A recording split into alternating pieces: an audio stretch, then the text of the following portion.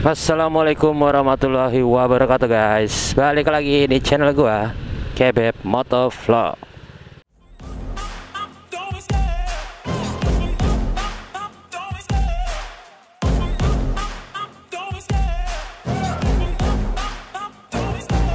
Love the chase and the hunt, and I set the pace when I'm running. I always take what I want and I always give it 100. Don't need a bank, no I'm funded. Play the game like it's nothing. I'm always thankful for something. Don't take for granted, stay humble. Now wake up.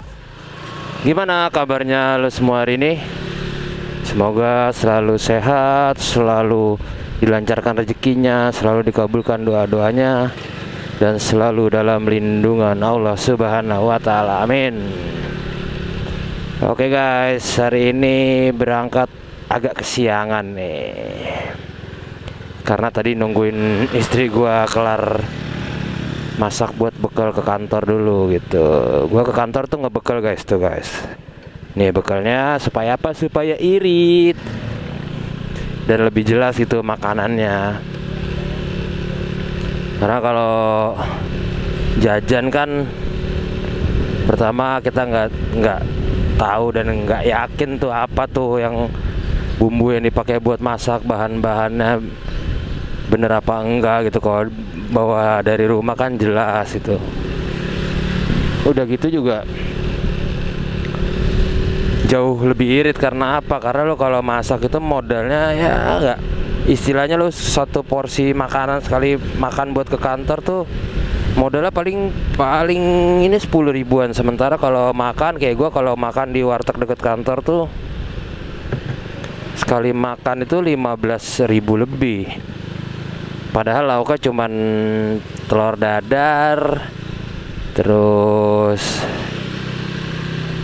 kering kentang sama gorengan sebiji gitu. Jadi ya gua nih sedang mengirit nih demi bisa ngerapin CVT. Karena tadi pagi gue buka handphone di grup tuh, teman gue yang punya Benelli ngoceh, ngeledekin gue.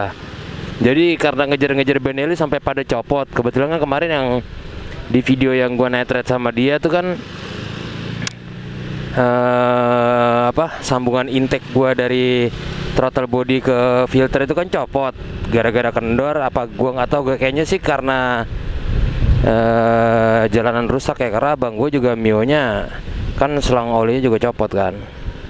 Nah terus dia ngecekin gue, udah buruan expect, masa cuman gara-gara ngejar Benelli doang sampai pada copot-copot teh.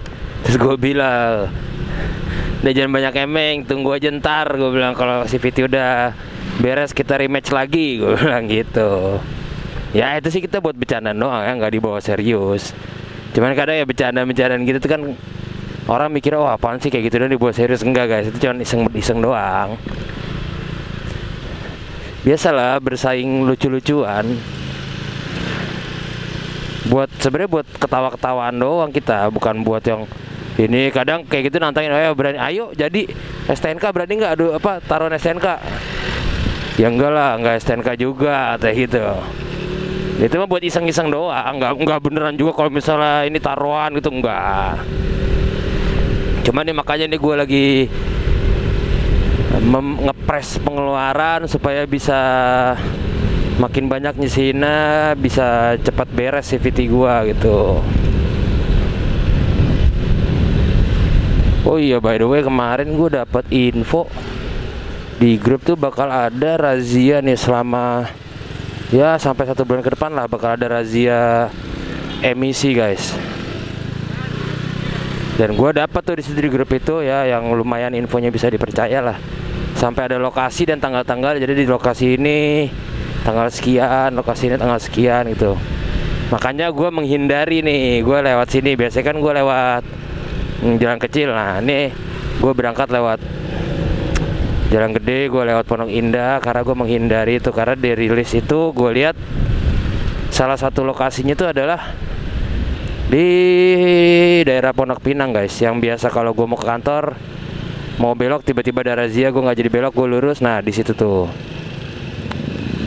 Jadi gue cari aman aja, males kan.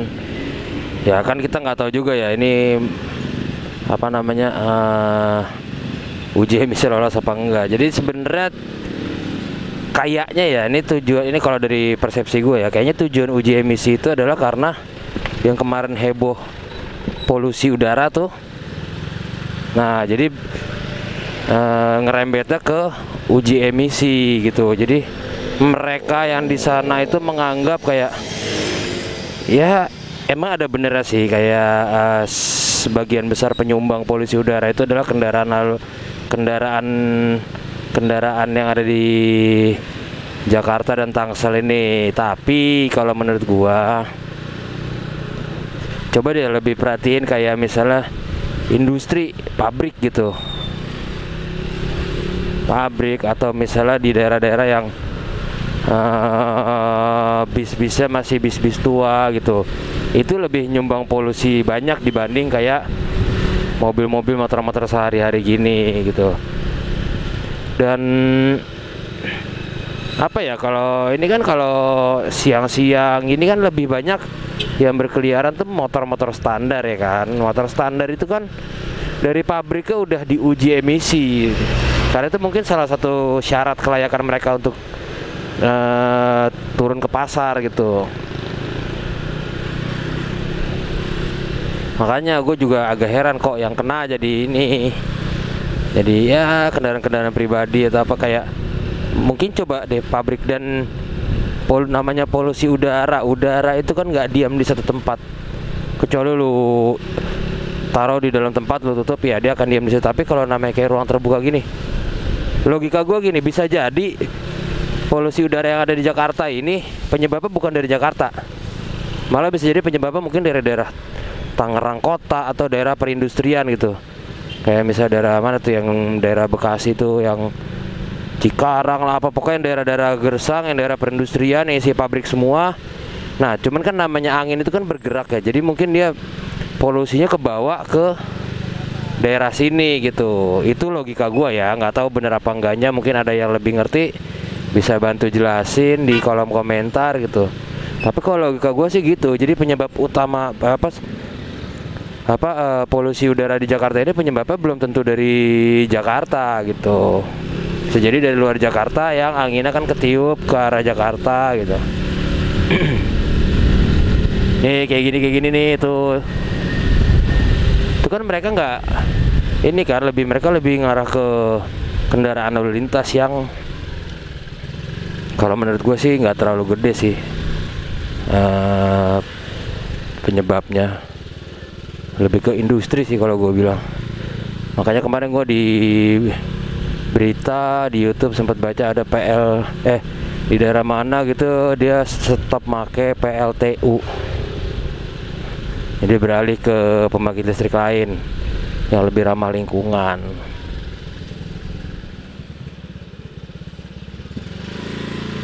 Terus ada lagi, gue kemarin lihat lucu, gue ngeliatnya di ini sih, nggak di beritanya dia, di running text bawah. Di situ tuh dikasih tahu kayak ada yang menyarankan ganjil genap diberlakukan 24 jam. Tujuannya apa? Itu ada malah mempersulit masyarakat. Bener sih, anggota DPR ada yang komen kayak gitu, malah mempersulit masyarakat. Ya iyalah, lu kalau ganjil genap sekarang ini, tujuan awal dibikin ganjil genap itu kan mengurai kemacetan. Jadi supaya nggak numpuk di satu jalan, yang di jalan sini dibikin peraturan ganjil genap, otomatis mobil yang misalnya lagi tanggal ganjil dia pakai plat nomor genap, dia mau lewat jalan itu nggak bisa, dia harus cari jalan lain gitu untuk mengurai kemacetan. Kalau dibikin 24 jam buat apa? Macet itu paling mentok cuma sampai jam 9 malam. Pokoknya jam prime time orang berangkat sama pulang kantor macet itu. Nggak ada lu jam 12 malam, jam 1 malam macet kalau nggak karena ada galian atau kecelakaan gitu loh. Jadi menurut gua nggak masuk logika sih kayak diberlakukan ganjil genap 24 jam tuh. Biar apa? Apakah cari proyek? Peraturan sekarang aneh-aneh guys, kayak mereka tuh bikin peraturan kayaknya nggak mikirin orang-orang kecil gitu ya. Tapi nggak tahu lah, mereka yang punya wewenang, sama ngikutin aja ya. Kalau peraturan nggak sesuai kayak gue gini, dihindarin aja. Oh ya, by the way, hari ini akhirnya dari kemarin sih udah, cuma kan gue baru hari ini masuk ke kantor. Dia udah ada penggantinya teman gue yang resign itu. Penggantinya cewek. Kemarin kita udah meeting bareng berempat, gue, teman gue yang di Australia, yang baru itu sama teman gue yang PLT. Nah, kita udah ngobrol-ngobrol, udah ngasih tahu apa aja yang harus dia, yang kerjaan dia apa aja, terus dia harus gimana, dia harus ngapain itu. Kemarin udah janjian, dia nanya sama gue, "Mas, besok lo masuk nggak?" Masuk gue emang WFH-nya tuh cuman hari Senin doang. Kadang hari Senin pun masih masuk kalau ada media day atau ada keperluan apa-apa yang penting-penting gitu. Sisanya mah gue masuk terus. Tapi ya gini, masuk ke siang. Ya mudah-mudahan aja dengan adanya dia bisa apa ya, ya memperingan kerjaan gue sama teman gue di Australia lah, dan dia bisa lebih ngejagain karena emang posisinya dia itu di atas gue sama teman gue di Australia. Jadi dia buat jagain gue sama teman gue itu supaya load kerjanya juga masuk akal gitu. Jadi nanti apapun yang butuh desain harus melalui dia. Nah, nanti ketok palunya ada di dia, siapa yang ngerjain. Tapi dia juga ikut kerja, bukan cuma jagain gitu doang. Enggak, dia ikut kerja.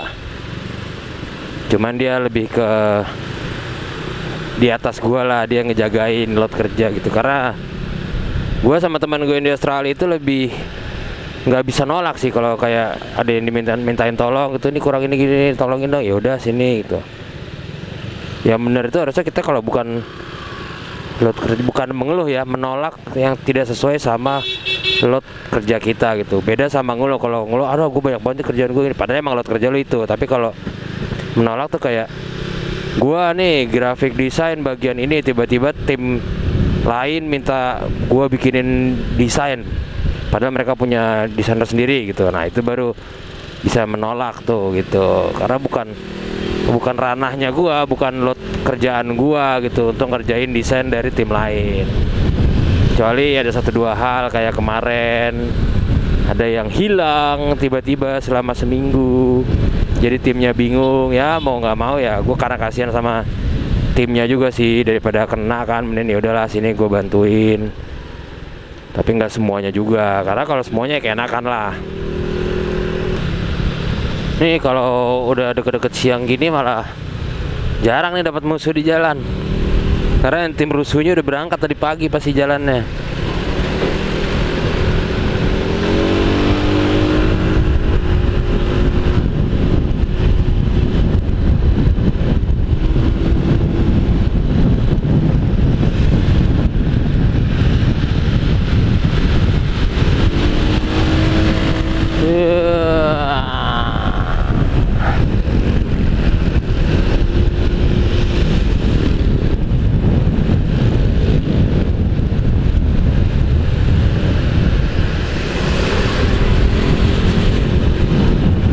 Untung cuacanya bersahabat. Tadi pagi sih gue udah ragu gitu, gue keluar-keluar, ih kok gelap, mendung. Tapi lama-lama mataharinya muncul, dan sekarang enaknya pas gue jalan mataharinya ngumpet di balik awan guys.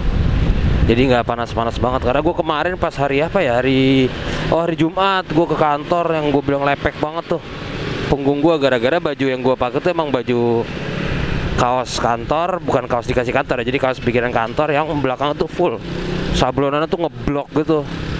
Nah itu kan jadi nggak ada pori-porinya tuh si kaos. Wah itu sampai punggung gua berasa basahnya. Nah kalau udah basah gitu nggak enak kan, keringat, kering, wow.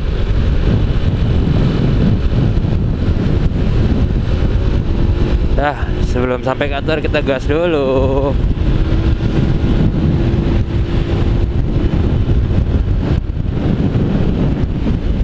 Kemarin motor gue emang atasnya lebih enak sih, yang pas apa intake copot itu.